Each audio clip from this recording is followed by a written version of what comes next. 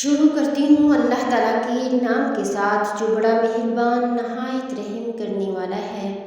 اے ایمان والو، جو ہم نے تمہیں دے رکھا ہے اس میں سے خرچ کرتے رہو، اس سے پہلے کہ وہ دن آئے جس میں نہ تجارت ہے نہ دوستی اور شفاعت، اور کافر ہی ظالم ہے۔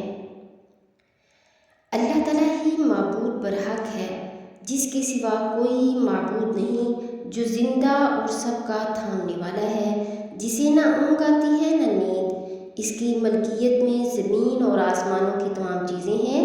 کون ہے جو اس کی اجازت کے بغیر اس کے سامنے شفاعت کر سکے؟ وہ جانتا ہے جو اس کے سامنے ہے اور جو اس کے پیچھے ہے، اور وہ اس کے علم میں ہے۔ کسی چیز کا احاطہ نہیں کر سکتے مگر جتنا وہ چاہے۔ اس کی کرسی کی وسعت نے زمین اور آسمان کو گھیر رکھا ہے، اور اللہ تعالیٰ ان کی حفاظت سے نہیں تھکتا اور نہ اکتاتا ہے۔ وہ تو بہت بلند اور بہت بڑا ہے۔ دین کے معاملے میں کوئی زبردستی نہیں ہے۔ ہدایت کا راستہ گمراہی سے ممتاز ہو کر واضح ہو چکا۔ اس کے بعد جو شخص طاغوت کا انکار کر کے اللہ پر ایمان لے آئے گا، اس نے ایک مضبوط کنڈا تھام لیا جس کے ٹوٹنے کا کوئی امکان نہیں، اور اللہ خوب سننے والا اور سب کچھ جاننے والا۔ اللہ تعالیٰ ایمان والوں کا رکھوالا ہے، وہ انہیں اندھیروں سے نکال کر روشنی میں لاتا ہے، اور جن لوگوں نے کفر اپنا لیا ہے ان کے رکھوالے وہ شیطان ہیں جو انہیں روشنی سے نکال کر اندھیروں میں لے جاتے ہیں۔ وہ سب آگ کے باسی ہیں، وہ ہمیشہ اسی میں رہیں گے۔ کیا تم نے اس شخص کے حال پر غور کیا جس کو اللہ نے سلطنت کیا دے دی تھی کہ وہ اپنے پروردگار کے وجود ہی کے بارے میں ابراہیم سے بحث کرنے لگا؟ جب ابراہیم علیہ السلام نے کہا کہ میرا پروردگار وہ ہے جو زندگی بھی دیتا ہے اور موت بھی، تو وہ کہنے لگا کہ میں بھی زندگی دیتا ہوں اور موت بھی دیتا ہوں۔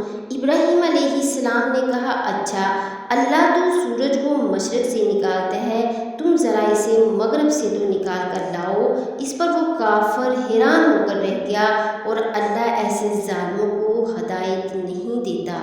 یا تم نے اس جیسے شخص کے واقعہ پر غور کیا جس کا ایک بستی پر ایسے وقت گزر ہوا جب وہ چھتوں کے بل گری پڑی تھی۔ اس نے کہا، اے اللہ، اس بستی کو اس کے مرنے کے بعد کیسے زندہ کرے گا؟ پھر اللہ نے اس شخص کو 100 سال تک کے لیے موت دی اور اس کے بعد زندہ کر دیا، اور پھر پوچھا کہ تم کتنے عرصے تک اس حالت میں رہے ہو؟ اس نے کہا، 1 دن یا 1 دن کا کچھ حصہ۔ اللہ نے کہا، نہیں، بلکہ تم 100 سال اسی طرح رہے ہو۔ اب اپنے کھانے پینے کی چیزوں کو دیکھو کہ وہ ذرا نہیں سڑی، اور دوسری طرف اپنے گدھے کو دیکھو کہ گل سڑ کر اس کا کیا حال ہو گیا ہے۔ اور یہ ہم نے اس لیے کیا تاکہ ہم تمہیں لوگوں کے لیے اپنی قدرت کا ایک نشان بنا دیں، اور اپنے گدھے کی ہڈیوں کو دیکھو کہ ہم کس طرح انہیں اٹھاتے ہیں، پھر ان کو گوشت کا لباس پہناتے ہیں۔ چنانچہ جب حقیقت کھل کر اس کے سامنے آ گئی تو وہ بول اٹھا کہ مجھے یقین ہے اللہ ہر چیز پر قدرت رکھتا ہے۔ اور جب حضرت ابراہیم علیہ السلام نے کہا، اے میرے پروردگار، مجھے دکھا تم مردوں کو کس طرح زندہ کرے گا؟ جناب باری تعالیٰ نے فرمایا، کیا تمہیں ایمان نہیں؟ جواب دیا، ایمان تو ہے لیکن میرے دل کی تسکین ہو جائے گی۔ فرمایا، 4 پرندے لے لو، ان کے ٹکڑے ٹکڑے کر ڈالو، پھر ہر پہاڑ پر ان کا ایک ایک ٹکڑا رکھ دو، پھر انہیں پکارو، تمہارے پاس دوڑتے ہوئے آ جائیں گے، اور جان رکھو کہ اللہ تعالیٰ غالب ہے، حکمتوں والا ہے۔ جو لوگ اپنا مال اللہ تعالیٰ کی راہ میں خرچ کرتے ہیں، اس کی مثال اس دانے جیسی ہے جس میں سے 7 بالیاں نکلیں اور ہر بالی میں 100 دانے ہوں، اور اللہ تعالیٰ جسے چاہے بڑھا چڑھا کر دے، اور اللہ تعالیٰ کشادگی والا اور علم والا ہے۔ جو لوگ اپنا مال اللہ تعالیٰ کی راہ میں خرچ کرتے ہیں پھر اس کے بعد نہ تو احسان جتاتے ہیں اور نہ ایذا دیتے ہیں، ان کا اجر ان کے رب کے پاس ہے، ان پر نہ تو کچھ خوف ہوگا نہ وہ اداس ہوں گے۔ نرم بات کہنا اور معاف کر دینا اس صدقہ سے بہتر ہے جس کے بعد اعزار رسانی ہو، اور اللہ تعالیٰ بے نیاز اور بردبار ہے۔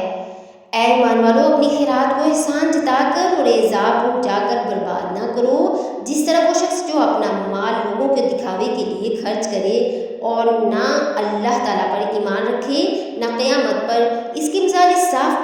طرح ہے جس پر تھوڑی سی مٹی ہو، پھر اس پر زوردار می برسے اور وہ اسے بالکل صاف اور سخت چھوڑ دے۔ ان ریاکاروں کو اپنی کمائی میں سے کوئی چیز ہاتھ نہیں لگتی اور اللہ تعالیٰ کافروں کی قوم کو سیدھی راہ نہیں دکھاتا۔